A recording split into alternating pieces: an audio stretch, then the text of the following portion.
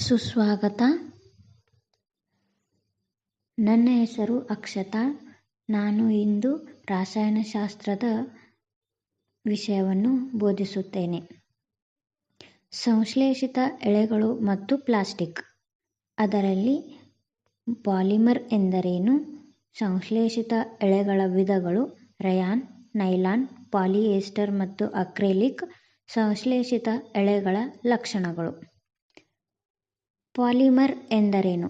ಸಂಶ್ಲೇಷಿತ ಎಳೆ ಸಹ ಚಿಕ್ಕ ಘಟಕಗಳನ್ನು ಜೋಡಿಸಿರುವ ಸರಪಳಿಯಾಗಿದೆ. ಪ್ರತಿ ಚಿಕ್ಕ ಘಟಕವು ನೈಜವಾಗಿ ಒಂದು ರಾಸಾಯನಿಕ ವಸ್ತುವಾಗಿದೆ. ಅನೇಕ ಇಂಥ ಚಿಕ್ಕ ಘಟಕಗಳನ್ನು ಸೇರಿ ಉಂಟಾಗುವ ದೊಡ್ಡ ಒಂದು ಘಟಕವನ್ನು ಪಾಲಿಮರ್ ಎನ್ನುವರು. ಪಾಲಿಮರ್ ಎಂಬ ಪದ ಎರಡು ಗ್ರೀಕ್ ಪದಗಳಾದ ಅನೇಕ ಎಂಬ ಅರ್ಥ ಹೊಂದಿರುವ ಪಾಲಿ ಮತ್ತು ಭಾಗ ಅಥವಾ ಘಟಕ ಎಂಬ ಅರ್ಥ ಹೊಂದಿರುವ ಮರ ಎಂಬ ಪದಗಳಿಂದ ಉಂಟಾಗಿವೆ. ಈಗ ನಾವು ಮಣಿಗಳು ಮತ್ತು ಪೇಪರ್ ಕ್ಲಿಪ್ಗಳನ್ನು ಜೋಡಿಸಿ ಉದ್ದನೆಯ ಸರಪಳಿ ಉಂಟಾಗಿರುವುದನ್ನು ನೋಡಬಹುದು.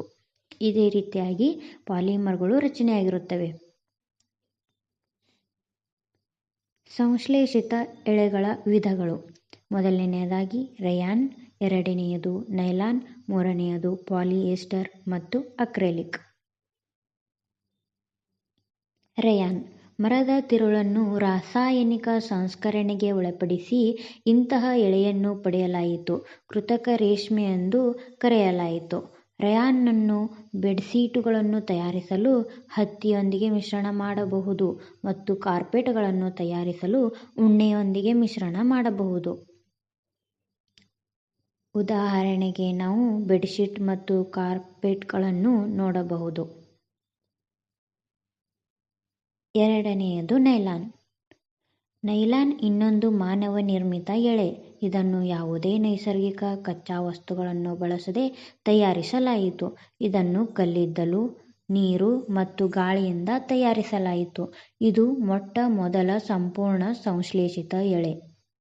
ನೈಲಾನ್ ಇಂದ ತಯಾರಿಸಿದ ಕಾಲುಚೀಲಗಳು, ಹಗ್ಗಗಳು, ಟೆಂಟುಗಳು, ಹಲ್ಲುಜ್ಜುವ ಬ್ರಷ್ಗಳು, ಕಾರಿನ ಸೀಟ್ ಬೆಲ್ಟ್ಗಳು, ನಿದ್ರಾಚೀಲಗಳು, ಪರದೆಗಳು ಇತ್ಯಾದಿ ವಸ್ತುಗಳನ್ನು ನಾವು ಉಪಯೋಗಿಸುತ್ತೇವೆ. ಉದಾಹರಣೆ: ಕಾಲುಚೀಲಗಳು, ಹಲ್ಲುಜ್ಜುವ ಬ್ರಷ್ಗಳು ಮತ್ತು ಪ್ಯಾರಾಚೂಟ್. ಮೂರನೆಯದು ಪಾಲಿಯೆಸ್ಟರ್ ಮತ್ತು ಅಕ್ರಿಲಿಕ್.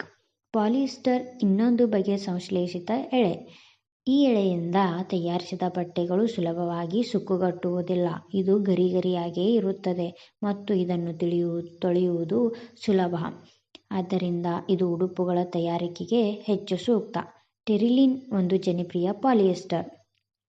ಪಿಇಟಿ ಪಾಲಿಇಥೈಲೀನ್ ಟೆರಾಪ್ಥಿಲೇಟ್ ಇದು ಒಂದು ಪಾಲಿಯೆಸ್ಟರ್ನ ಚಿರಪರಿಚಿತ ವಿಧ. ಉದಾಹರಣೆ: ಬಾಟಲಿಗಳು, ಫಿಲ್ಮ್ಗಳು, ವೈರ್ಗಳನ್ನು ನಾವು ನೋಡಬಹುದು.